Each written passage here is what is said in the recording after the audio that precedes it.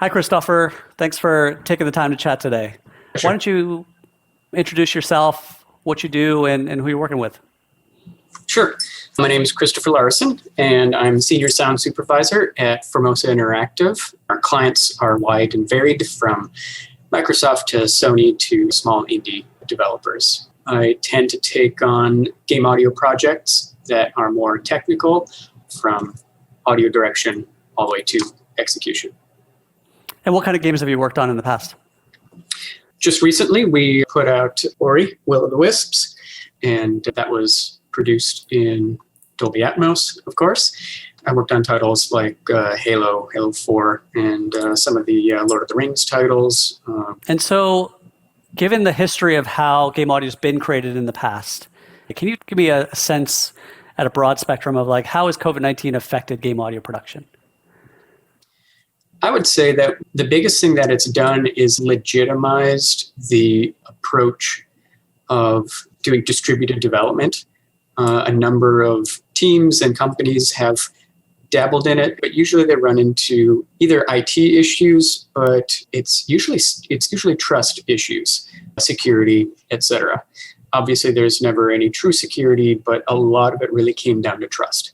Now that 99% of all aspects of production is now remote, you do not see a exponential leap in leaks and other security issues. So how has it changed how game audio recording is done, right? When you think about dialogue recording and voiceovers, how has COVID changed how you record?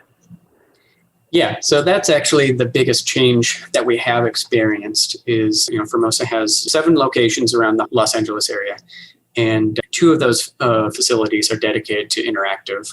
We put together a number of remote recording kits that included everything that an actor would need in order to set up and record on their own, with the minimum amount of tech work that we would require of someone who may be a great actor, but they're not an engineer and they're not an IT person or anything like that. So we had to make it easily deployable. What was in the kit? It was microphone, stand, pop filter, all of that. Sound devices mix pre. There was either a laptop or an iPad that was connected for monitoring and for video. We shipped out stands and acoustic treatment to try to create essentially a sort of voiceover fort for people to try to mitigate some of the acoustic issues that they may have in their homes. And so we would have the talent record, and then one of our engineer monitoring and watching the video feed so that we can help coach the talent to be on mic, and they're monitoring via Zoom and making sure that we were getting as much as we could. As COVID has persisted, there have been a number of companies that have kind of upped their game for doing IP recording, such as Source Connect and a couple of other internet recording services. We have started to move more that direction when we're doing remote. How do you deal with remote review and secure review of assets?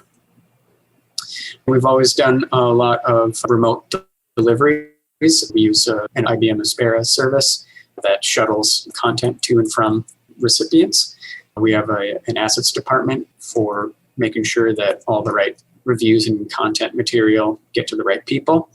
And then we'll do either a Zoom conference or Slack to discuss and go back and forth. The nature of audio development or of game audio development and the just sheer number of assets that you're dealing with, we tend to do things much more on a piece by piece. The audio director is not going to be reviewing 1.3 million VO files. So we do things a lot more distributed. And so the COVID situation hasn't really affected it that much. Okay. What do you think isn't working so well in this remote lifestyle? While I do have an Atmos system here at my place, it's a home theater system. It's not what I have at my studio. So that's been a challenge. So last question, what's your hack? Like, what's the one thing that you would share with others to say this has really moved the needle to make things easier in this remote work environment?